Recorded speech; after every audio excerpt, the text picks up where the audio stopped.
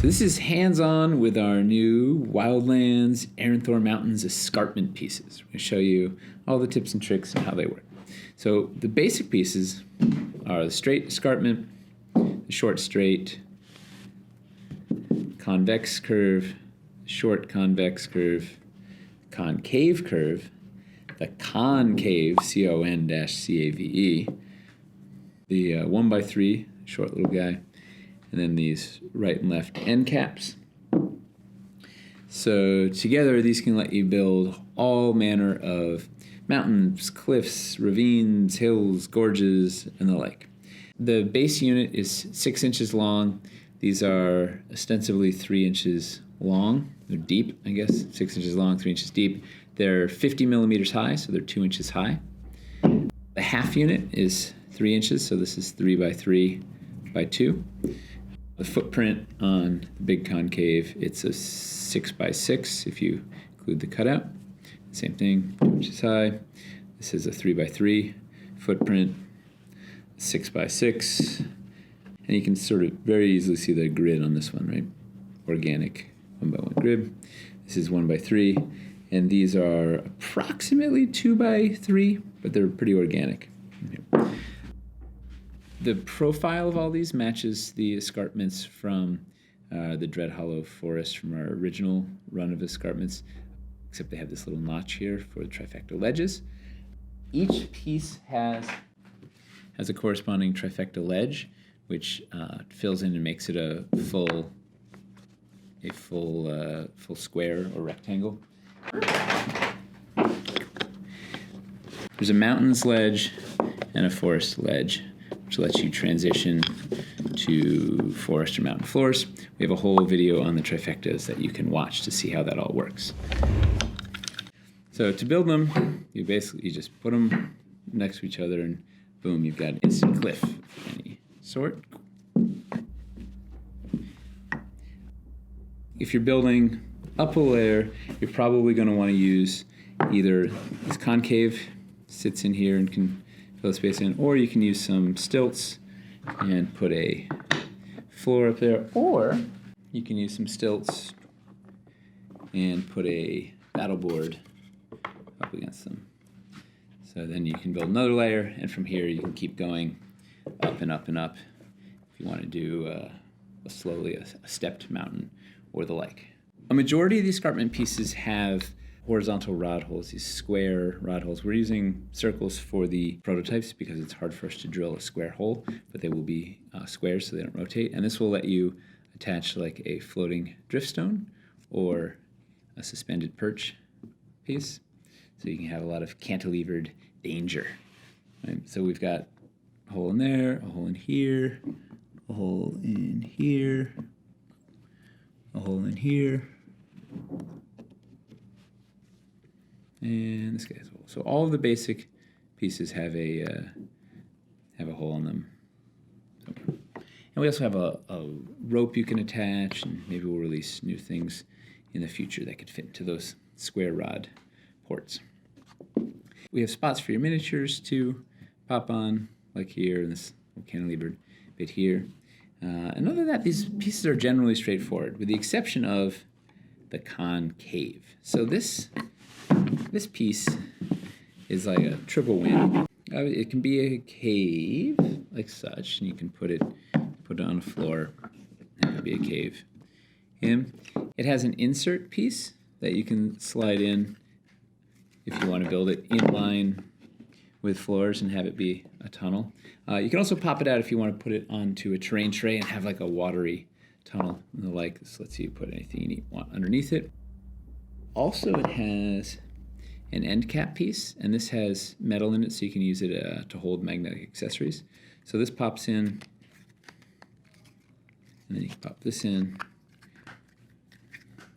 Together that can either be a sealed cave, or if you use it like this, you can use it as a variant on the straight escarpment. It's going to work out like that. It's really square on these back edges, but these front edges are curved, and so this is so it can work as a concave curve. So you can get us a tight concave. So this is like the big concave. This is the tight little concave. Lets you do a nice little 90-degree curve, but have it still feel relatively organic. Also, you can use it, as we showed before, you can use it right here to do elevated areas. So you can put a couple of those together to have a raised area that you're going to build around. So this piece, one of the actually most utility pieces of the whole escarpment set. So these two end cap pieces are essentially a variation on the convex. So each of them has a regular profile side, and then it has a shorter side. So this one is 1 inch shorter. So you can use it if you want to offset, if you want to do a run that's offset by 1 inch rather than this one's all aligned. You can use it as an alternate if you're doing a long run and you want to terminate it. Instead of using two of these, you can use the right and left end cap like such to terminate a run. You can also do some interesting things if you want to just make a freestanding hillock or something like that. You can combine them with the 1x3s to do some more fun variations. This. Like that. This one has a vertical port for drift stones. And this one has paired peg ports, so you can attach a suspended overhang or a bridge if you want to do some, once again, more cantilevered danger. We have a lot of spots for suspended danger where things could collapse and break away. Like. The other thing these are nice for is giving your miniatures a way to ascend up the cliff. Right, they have a nice stepping spots up. You can use them against, if you have a couple of the concaves in a row. You can use them like this to break up a relatively straight run.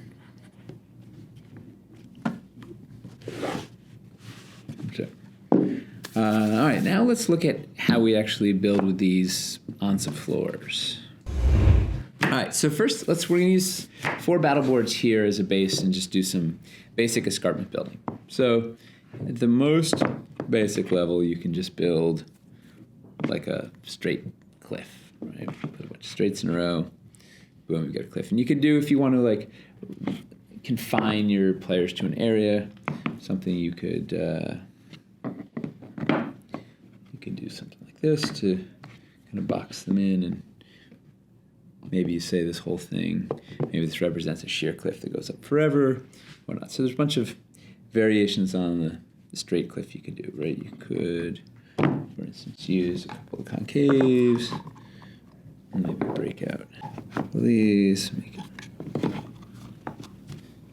it's a little area that they can climb up here, such. And we have a bunch of these pieces are designed like if you were using these and you didn't want the players to be able to climb up them, you could use the suspended perch. You can pop out the peg and use it to like block off one of these climbing areas. You can use it to block off this. This is designed to sort of stop some of these steps up. The Wyverstone spires here fits perfectly on this, so you can use this to block their ascent. And like working, if you want, we have this beautiful winding stair escarpment that you could work in here. That works. That's only 4 inches long, so you can use the 1 inch piece on either side to have it work in line with everything. Do something like that. A couple of concaves. A couple of miniatures. Something like that. If it all is kind of too plain and repetitive, you can use some of our crags. These are designed to nestle really nicely up against the straight, particularly, so that like fits really cleanly up against there. This one can fit like that, like that. These guys also are designed to nestle with each other. So then you can do nestling upon nestling, which ways you can break that up. If you want to use a step crag, if you want to give players an easy ascent, you can use a step crag, a stepped stone rock, or stepstone insert. Essentially, we have a lot of different places that you can use to place minis, right? Give you some options for moving stuff up and around. Caves again. For this inner area here, I'm just going to use 4 stilts, and then 6x6 floor, building like this. Maybe this is a little cave, little thing there. All right, now I think that's all the sort of basic buildings. And you can use, we have a variety of these. We have this suspended outcrop you can use to kind of break things up. Essentially, you take the basics and you dress it up with some of the little bits. Right, where you put a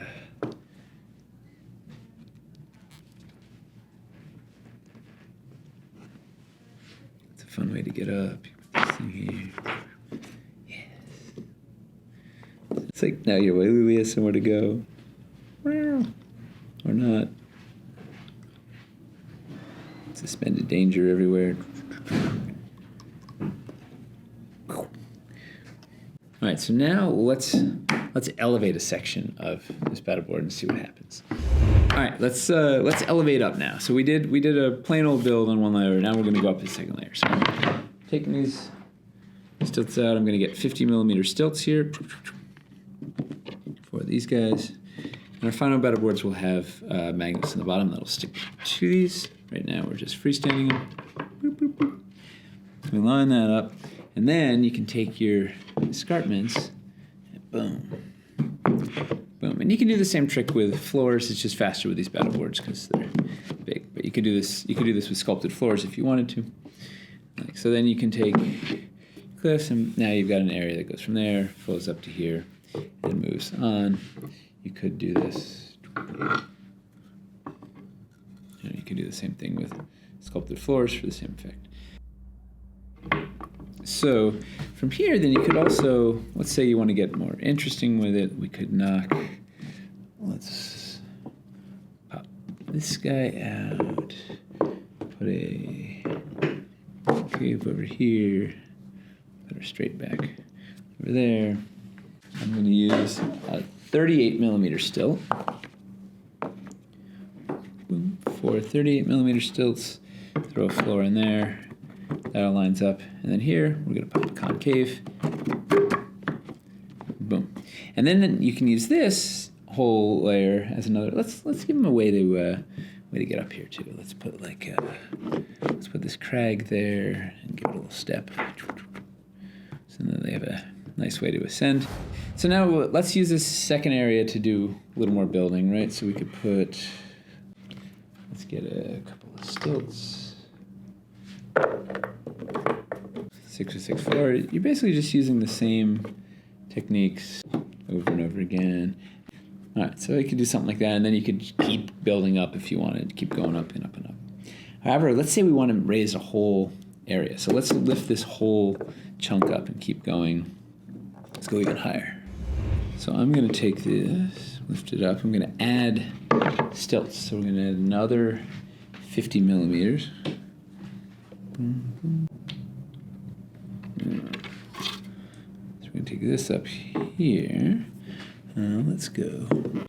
And then you can keep, once again, from here you can just keep going up. And let's say we want to, let's move this out. Let's keep this one out, put a concave here. And you can just keep building layer upon layer, and lots of stilts.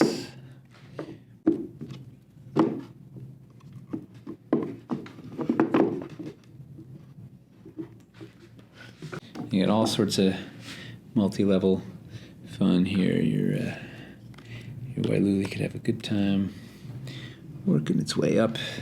Give it let's give it a way to get up there. I'll put another step here. This can nestle in here.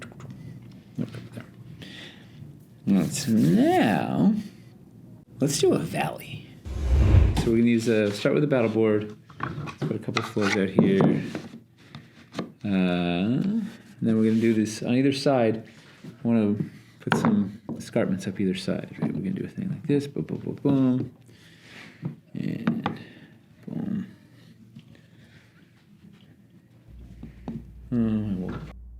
So we're using 50 millimeter stilts here. And these floors will have magnets on them, so they'll stick right to the stilts. They'll be super sturdy.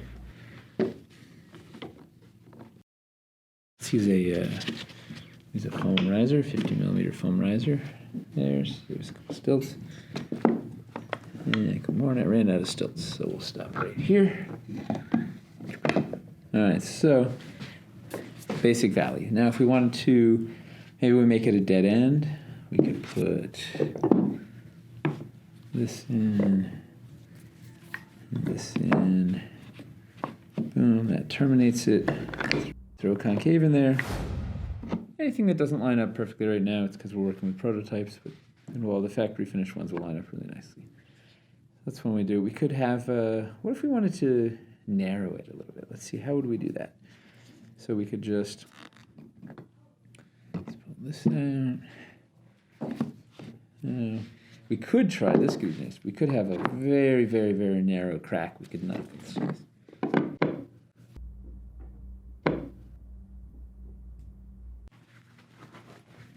Let's have this go to like a really, really narrow, almost impassable ravine there. Something like that. That'd be really hard to even get your minis in, but maybe they'd have to jump over or something. We could do, let's do a actual playable narrowing. So we're gonna pop this guy out. We're gonna use short straight here, and then we'll slide this over, mix there, and then we'll put a couple of concaves here. Ooh, it's like a narrowing area. What else fun stuff could we do with a little a valley build? We could put some stairs in there. Like that. Maybe we'll do this. Knock this off.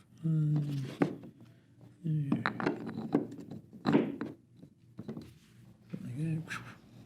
Let's put a bridge over this. So we have our crags have paired pegs that line up with these paired pegs. Over here. Yeah. I've got a bridge over there. Like that's where you're gonna have some drama. All right, so this is a pretty good basic valley. Let's go up one more level and see what that looks like, and look at some double level stacking techniques. So let's fly our bridge out of here. All right, so there you've got a couple options if you're stacking double height. So one, you can go right on top, like line up the backs, and you have like a kind of a crazy overhang like this, which works, and it's super sheer. Might be a little harder to see inside your build if you're going up really steep. So I recommend going back 1 inch. So you can do something like that, which gives you, there's a little bit of playable space there, and if you want to get rid of it, you can throw any of our sort of our rock bits there, or where's our suspended perch? You can put some stuff there to kind of fill it out and make it unplayable. The other neat thing you could do, if you have your trifecta ledges, you can put, we have to go back one more. Put one trifecta ledge forward and one trifecta ledge backwards, and that kind of fills it out, and then also makes like a really narrow playable ledge. This is also a thing you could do if you knock the next layer.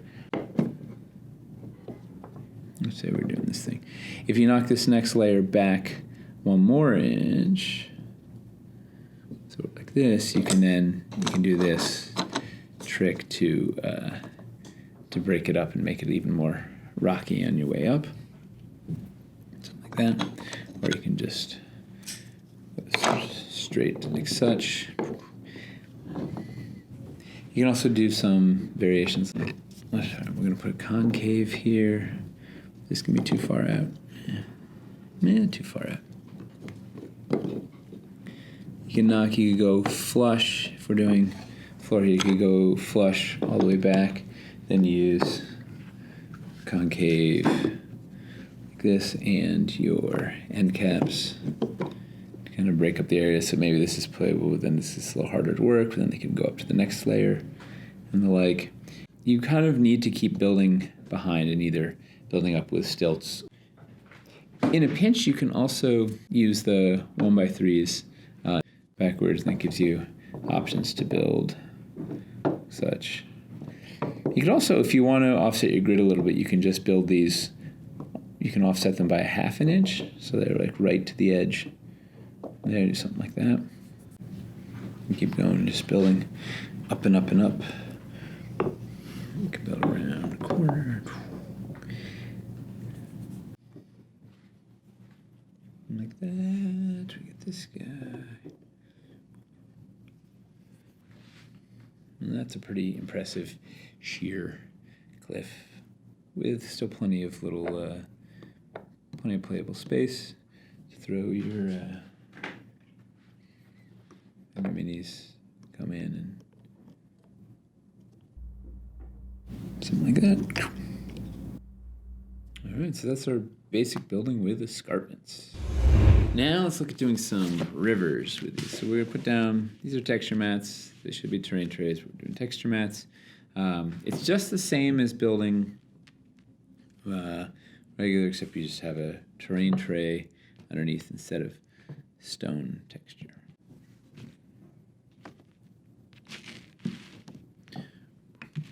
And then you can do, just like building a valley, but you can do the same tricks we were doing before with the valley build, but it's got a terrain tray underneath. Things get a little more interesting if we put some curves in it. Concave out there. Large concave with a little concave nestled into it. Right. And this is essentially the same thing we were doing when building with the banks, with the rivers. Same gag. You're basically just edging the river and then filling in behind with basic river flow. And then if we wanted to fill this out, we can get some stilts and a battle board.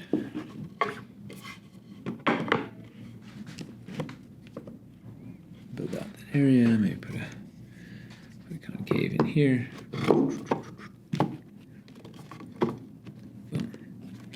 All right, now we have a cool river.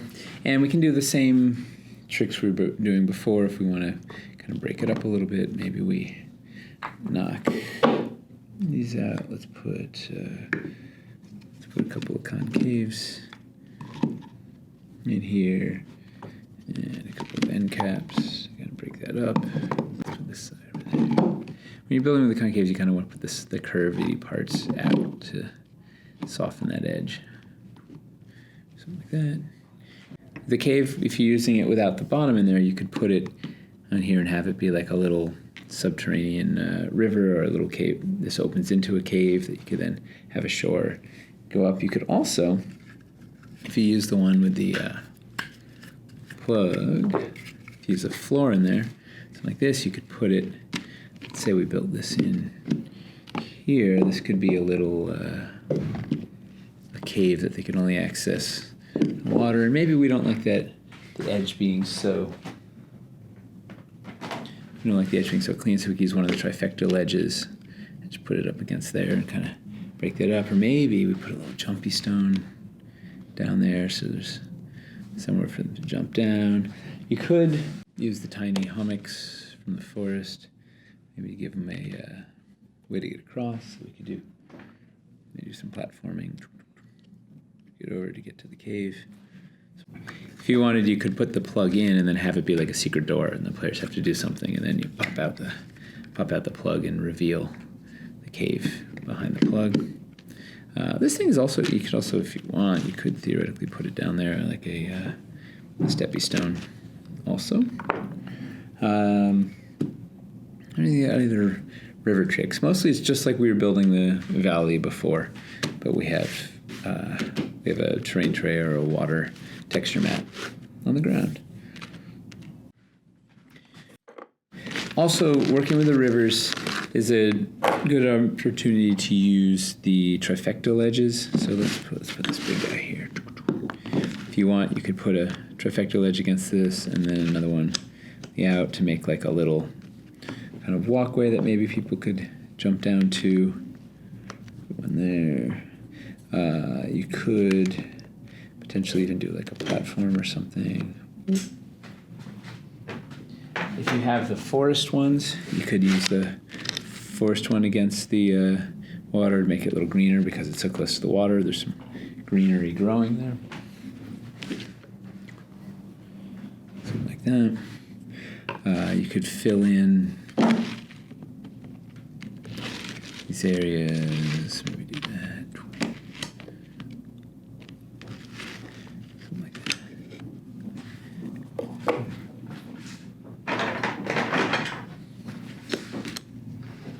Make it questionably playable area, or maybe throw your jumpy stone down there. So it's just enough room to do something.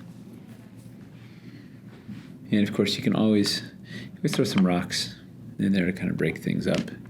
Throw this suspended perch, this guy in there.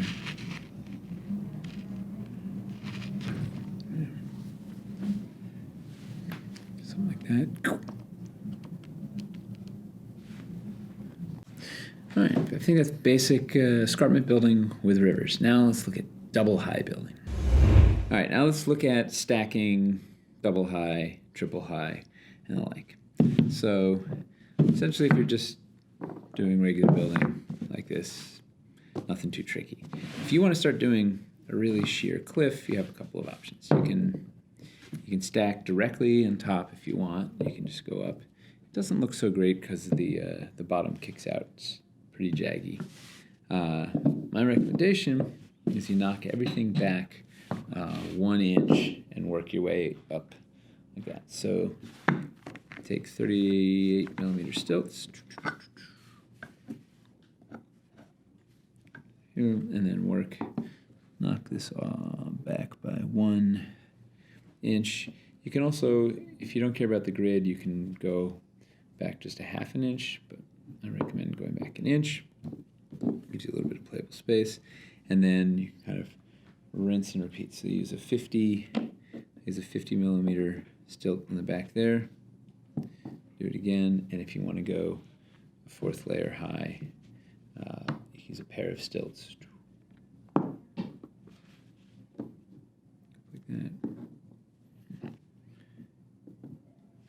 Gets a little repetitive if you're using the same piece over and over again. So I like to break it up with. You can offset things by 3 inches.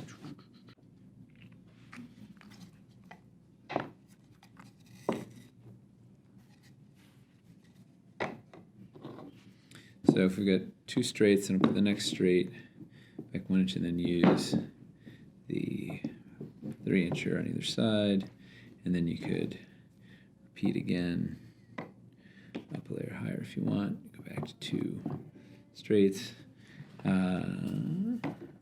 You can further break it up using the suspended perch or the stepped crag, or jumpy stone, or suspend out a wyver stone. Take the plug from the concave. You can kind of break up the symmetry of the repetition using loop scatter and the like. Now, if you want to get to curves, things get a little more exciting. So let's start at the base layer. So we're coming out here. That's nice and clean. So for the next layer, you've got some choices. Do you want to be all the way out here? That looks a little crazy, although it's also precarious and terrifying, which maybe is great. So you can choose, do you want to go back just 1 inch on one axis, or do you want to go back 1 inch on both axes? So if you just do it like that, now your next run is somewhat overhanging there. Although it doesn't look so bad. Although if you keep going up more, it might be crazy. But we can start there. All right. Knock this thing off. Here we go. That looks pretty cool. Or you can knock it back 1 inch this direction also. So we're 1 inch that way, 1 inch this way. do something like that. And then we need our little 1-inch guys. You can come into play here. Something like that. And then let's go up another layer. So now we can do, if we do the same thing, you can put a stilt through there, and that helps you line up. Another thing up, and boom, you can go up again. And now here we are off by 1 inch again, but I'm going to put it this time. I'm going to offset it there. And this guy, and I'm going to put a stilt in the back, and all that kind of. Of course, if you want, you can knock any of these back another. You could go back 2 inches if you want. So you can go do something like this. Maybe make some more playable space. Knock this back by 2 inches.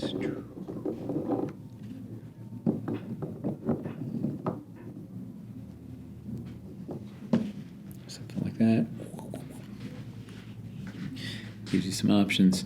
And then also, you can use the large convex, changes the geometry a little bit too. Right, so this one you could line up. You line the inside up here. So you can do something like that, which looks really good on the curve. It gets maybe a little crazier out here where this is overhanging. But also maybe you like that. Maybe it's just, it feels really precarious and steep and sheer. The players, there's no way the players are going up that way, right? You're looking at that, you're like, that is just sheer as can be. But maybe they could play down here, they could battle here, but maybe this guy can sneak up there, but they're not going any further. Or the same thing you could do is you could knock this back 1 inch this way. Still under there.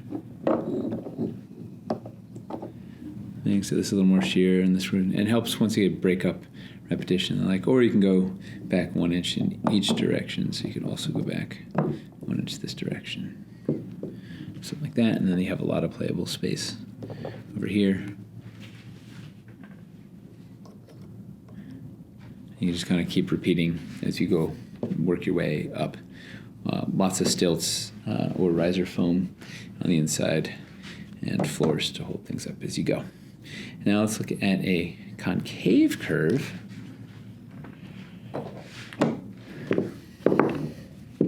What do we have here? Let's see. We're going to go down at this layer. So we're going to pop a concave, a big, large concave curve down here, and the concave. So now, if you want to do another large concave on it, let's pull this guy off. And same choices. You could line everything up as is, do something like this, or you can knock it back. You could just go back by on one axis, go back this way, do a thing. Let's put a